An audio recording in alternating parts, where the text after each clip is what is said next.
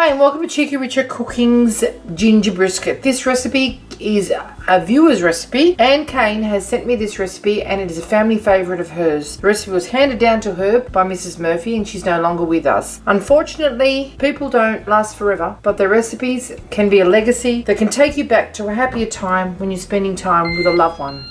The ingredients are in the recipe box below. There aren't too many of them, so let's get started. Mrs. Murphy's actual recipe calls for chuck steak, but it's summertime here in Australia at the moment and it's very difficult to get chuck steak. So I'm using brisket, readily available and quite delicious. To serve this recipe quite well, we're using the Tefal Cook4me. We've heated our Tefal Cook4me up on the browning function and we're just going to add an amount of oil. We've got some flour here and we're going to season our beef and brown it in our oil.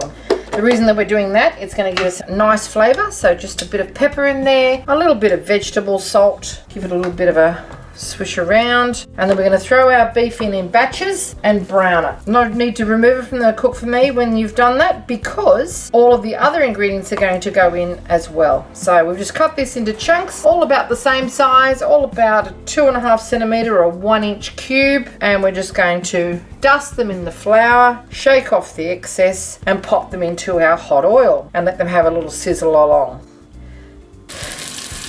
The flour is going to brown the meat and thicken the sauce. It's a tomato, bean, ginger base with beef stock. I'm assured it's truly delicious and we're going to be serving it with just some boiled rice. You can use baked potatoes and apparently this is generally served on New Year's Eve amongst other dishes, so it's a bit of a celebratory feast. You use a plastic bag or a tight sealing lid. You can really press that flour onto that meat. Brisket is quite a tough meat and it is going to lend a lot of flavour to either pressure cooking or slow cooking. If you don't have a pressure cooker or a Tefal Cook4me, you can cook this for 2 hours in the oven. So that's your alternative. But we're going to do it much more quickly here and I think you'll find the results are well worth the effort.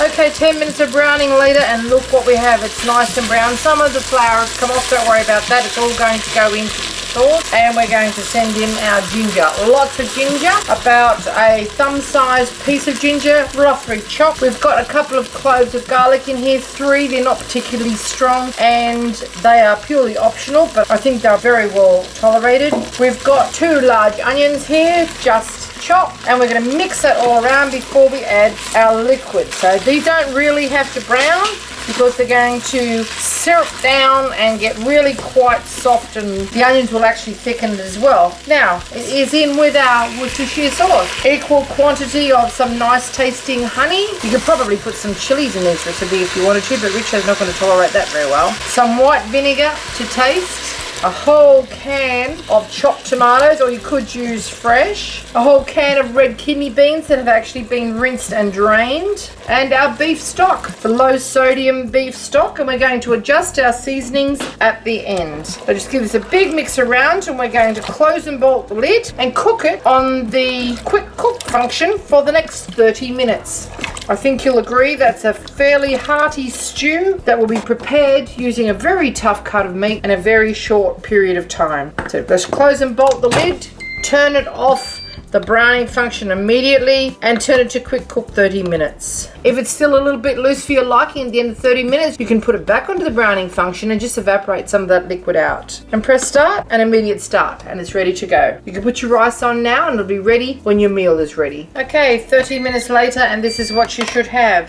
It's beautifully cooked. I'm going to put it onto the browning function now and just evaporate a little of this liquid out of here so it's a little bit thicker. We're serving it with some steamed or boiled rice.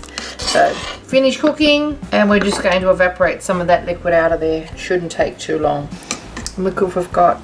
Adjust the seasonings now and make sure you've got everything right and see just how tender that beef has come up. Okay, after about 10 minutes on the browning function, we've thickened right up. You can see how delicious and rich this is. I've tasted it. It needs nothing. We're going to turn it off the browning function and turn the power off, and I think you'll find that this is going to be one of your keepers as well. Special thanks to the late Mrs. Murphy for providing this recipe for us, and of course to Anne for sharing it. Ingredients are listed below. Look how gorgeous that is, and the meat is as tender and juicy as you could imagine. There's enough here for at least 4 hearty meals, and we hope you enjoyed our version of Mrs. Murphy's ginger brisket. If you would like to see more interesting recipes and ideas, just check out our Cheeky Richo channel, and don't forget to please subscribe, and do come back and visit us again soon. We've got so much more to show you, and we're uploading lots of videos, and thank you very much for watching. Have a great day. I'll just show you how absolutely tender this is. You don't even need teeth for this. Moist,